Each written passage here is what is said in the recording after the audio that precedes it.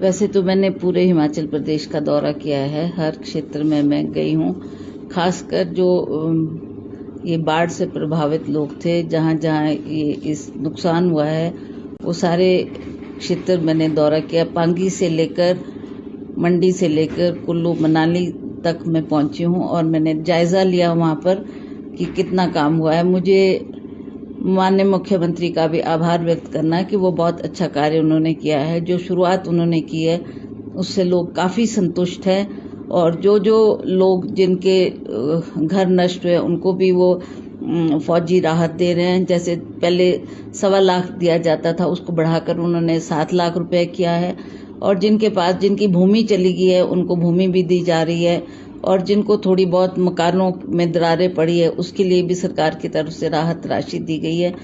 तो इससे लोग काफ़ी संतुष्ट हैं और मुझे खुशी है कि कांग्रेस की सरकार ने सदा जनता की समस्याओं को ध्यान में रखते हुए उसका सदा निवारण किया है। और आज भी आप देख रहे हैं कि हालांकि जैसा मैंने आपको कहा, मैंने दौरा किया है, मुझे लोगों से भी फीडबैक यही मिल रहा है और लोग चाहे हमारे नेशनल हाईवे हैं, नेशनल हाईवे भी काफ़ी हद तक क्षतिग्रस्त हुए थे, उन इलाकों का भी मैंने दौरा किया है और जहाँ जहाँ सड़कें नेशनल हाईवे में आती है हमने उनसे भी बात की। जो इनके उच्च अधिकारी है नेशनल हाईवे के, उनसे भी मैंने एक मीटिंग ली और उनको भी अवगत करवाया कि ये पॉइंट्स है जिस पे आपको ध्यान देना है। कई सड़कें हमारी मंडी से कुल्लू को जो कनेक्ट करती थी वहां पर बहुत ज़्यादा नुकसान हुआ है, तो उसके लिए भी हमने उनसे धनराशि भी मांगी है और वो देने का उन्होंने हमको पूरा आश्वासन दिया है और उस पर काम भी कर रहे हैं। जो हमारा एक मंडी से कुल्लू को सड़क जाती है, उस सड़क जो क्षतिग्रस्त हो गई है, जहां से अब वाहन नहीं जा पा रहे, तो हमने एक बाहर से सड़क निकालकर उस पर उसको भी थोड़ा चौड़ाई की बात की थी कि लोग चाहते थे कि वो चौड़ी हो। कहीं कहीं जहाँ पॉसिबल था उस सड़कों को उन्होंने दुरुस्त किया है और उस पर भी काम चल रहा है। अभी तो बल्कि मैं गई तो वहाँ पर टारिंग का काम भी चल रहा था। अब लोग काफ़ी संतुष्ट है, एक क्योंकि आने जाने का कुल्लू मंडी के क्षेत्र में जो क्षति हुई है उन सड़कों पे भी, चाहे नेशनल हाईवे है चाहे पीडब्ल्यूडी है, हमारी स्टेट सरकार ने भी पूरा ध्यान दिया है। और मुझे इस बात की भी खुशी है कि जो हमारे जो हमारी क्षेत्र जहाँ पर ये सेब पैदावार होती है और लोग चाहते थे कि हमारा सेब समय पर मंडी पर पहुंचे, तो उसके लिए भी चाहे वो मलबे हटाने की बात है चाहे लाशें हटाने की बात है, वो काम पीडब्ल्यूडी ने किया है। और कहीं भी हमको ये सुनने को नहीं मिला कि हमारी सड़कें बंद रही जिसकी वजह से हमारी फसल को नुकसान हुआ। तो इसके लिए हम सरकार का आभार व्यक्त करते हैं कि आपने पैसा दिया और पीडब्ल्यूडी के माध्यम से उस काम को हमने समय के अनुसार पूरा करके लोगों को समर्पित किया। मैम, जिस तरह से 5 राज्यों के चुनाव हो रहे हैं, वहाँ पर लगातार बीजेपी कांग्रेस पर हमलावर है और ये कहा जा रहा है कि हिमाचल में गारंटियां दी थी लेकिन अभी तक पूरी नहीं हुई है। इस तरह से जवाब देना चाहिए। देखिए, जहाँ तक बीजेपी का सवाल है, बीजेपी तो तरह तरह की रुकावटें पैदा करने का प्रयास कर रही है। जहाँ तक आप ये कह रहे हैं कि जो हमने मैनिफेस्टो में बातें कही है, आपको पता ही है कि हमने पहली गारंटी ओपीएस देने की बात की और वो सरकार ने पूरी भी की है। आज लोग संतुष्ट है, लोग खुश है कि हमारी एक मांग को पूरा किया है। दूसरी मांग हम उसके ऊपर सोच कर रहे थे कि कब इसको इम्प्लीमेंट किया जाए और माननीय मुख्यमंत्री स्पीति भी गए, स्पीति में भी उन्होंने कहा कि हम इसकी शुरुआत यहाँ से करेंगे। उसके बाद ये आपदा आ गई और आपदा में सरकार को ये दिक्कत सामने आ गई कि केंद्र सरकार में इसने पैसा देना था। हमने बार बार ये मांग माननीय प्रधानमंत्री जी के सामने भी रखी और हमें पूरा विश्वास था कि प्रधानमंत्री जी जहां हिमाचल प्रदेश को अपना दूसरा घर बताते हैं, तो उन्होंने इसमें कोई पहल नहीं की, हमको आर्थिक पैकेज देने की बात नहीं की। जो नुकसान हिमाचल प्रदेश में हुआ है वो इतना बड़ा था, 12,000 करोड़ का हमने अनुमान लगाया था, तो उसके लिए हमें केंद्र से एक पैसा भी नहीं मिला। मैं आपको बताना चाहती हूँ कि मैं स्वयं भी, मैंने सभी सांसदों को चिट्ठी लिखी, सबसे आग्रह किया कि हम सब इकट्ठे होकर माननीय प्रधानमंत्री जी से मिलते हैं, उनसे बात करते हैं और उनको बताएंगे कि हिमाचल प्रदेश में इतना नुकसान हुआ है, तो आप या तो इसको आपदा स्टेट घोषित करें या आप जल्दी से जल्दी ये धनराशि हमें उपलब्ध कराएं ताकि हम लोगों को राहत दे सके।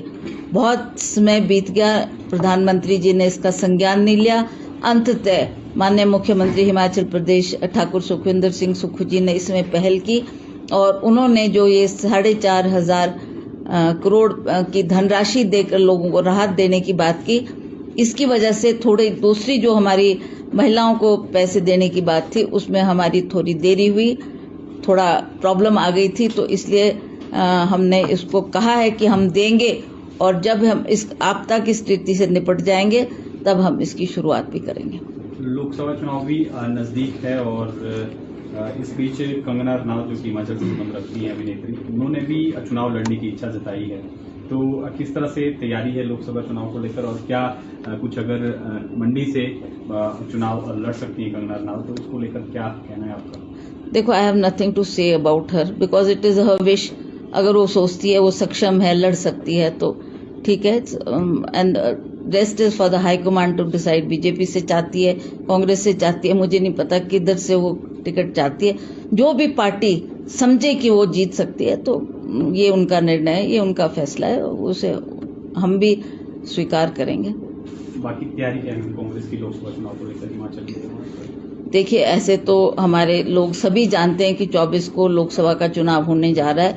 उसमें हम पूरी तरह से फील्ड में उतर चुके हैं, लोगों के बीच जा रहे हैं, लोगों से बातचीत कर रहे हैं, लोगों का फीडबैक ले रहे हैं और जहां जहां कोई कमियां नजर आ रही है उन कमियों को दूर करने का भी प्रयास कर रहे हैं। और जो हमने काम करना है इस इलेक्शन के लिए, वो अपनी संगठन को मजबूत करने के लिए भी हमने कड़े कदम उठाए हैं और निर्देश भी दिया है पार्टी वर्कर्स को कि आप इसकी तैयारी करें ताकि हम 24 का चुनाव अच्छे मार्जिन से जीत सकें। मैम, कांग्रेस सरकार बनने के बाद तय किया गया था कि मंत्री यहाँ पर बैठेंगे, लेकिन वो बैठ नहीं रहे हैं। कार्यकर्ता चाहते हैं कि मंत्री के बीच में बैठे, तो कब तक ये होगा? देखिए, मैंने तो माननीय मुख्यमंत्री से ये बात की थी। मुख्यमंत्री जी ने स्वयं ये कहा था कि एक दिन मैं भी दूंगा, उसके बाद सारे मंत्री भी आएंगे। अब वो अपने अपने कार्य में व्यस्त हो गए, ज्यादा समय नहीं दे पाएंगे।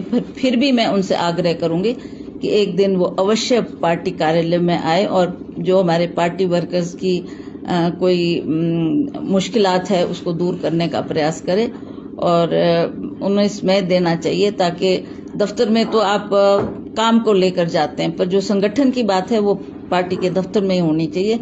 तो मैं दोबारा उनसे अपील करूंगी कि कुछ समय वो पार्टी को भी दें। मैम, सांसद हैं आप और क्या अगर हाईकमान आपको द्वार से बोलती है मंडी से इलेक्शन लड़ने के लिए, तो क्या आप लड़ेंगे इलेक्शन?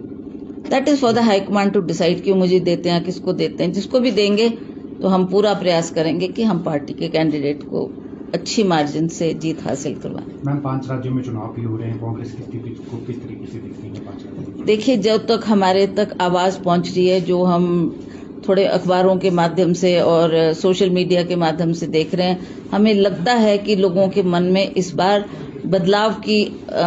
लोग बदलाव चाहते हैं, क्योंकि मोदी की सरकार को अब 10 साल लोगों ने देख लिया है। जो उन्होंने वायदे किए थे, ये बात स्पष्ट है कि उन्होंने, जहां तक हिमाचल प्रदेश की बात है, उन्होंने यहां पर भी आकर मोदी जी ने कहा था कि मैं महंगाई कम करूंगा, मैं रोजगार दूंगा हमारे नौजवान साथियों को और भ्रष्टाचार हटाऊंगा। तो इस पे कहीं भी वो सफल नहीं हुए हैं, तो इसलिए लोग भी अब काफी रुष्ट हैं और लोग चाहते हैं कि इस बार बदलाव होना चाहिए और हमें पूर्ण विश्वास है कि आने वाले जो ये चुनाव है इसमें अवश्य बदलाव होगा और नया नेतृत्व देश को मिलेगा ताकि हम अपने विकास के कामों को आगे बढ़ाएं और लोगों की जो चाह है उसको पूरा करें। 1 साल हमें लगभग होने वाला है सरकार को, 3 मंत्री के पद अभी खाली हैं और निगमों बोर्डों में भी ताजपोशियां नहीं हुई है उस हिसाब से होनी चाहिए थी। आप भी लगातार बात करती आई, कुछ कार्यकर्ताओं में भी नाराजगी देखी गई है, तो क्या मानते, क्योंकि आगे लोकसभा चुनाव है, ऐसे में अब आपकी भी बात पार्टी हाईकमान से हुई होगी, और कब तक जो ये ताजपोशियां हो जाएंगी ताकि आगे जो है लोकसभा चुनाव में भी परेशानी ना आए पार्टी? देखिए, मैंने अपना पक्ष सरकार के सामने कई बार रख चुकी हूँ, कई बार मैंने ये बात कह दी है कि इट इज वेरी इम्पोर्टेंट कि जो जिले जहां से हमारे मंत्री बनना चाहते हैं उसके बारे में भी हमने बात की है। अब that is for the government to decide कि आप कब तक ये निर्णय लेंगे और कब तक ये ताजपोशी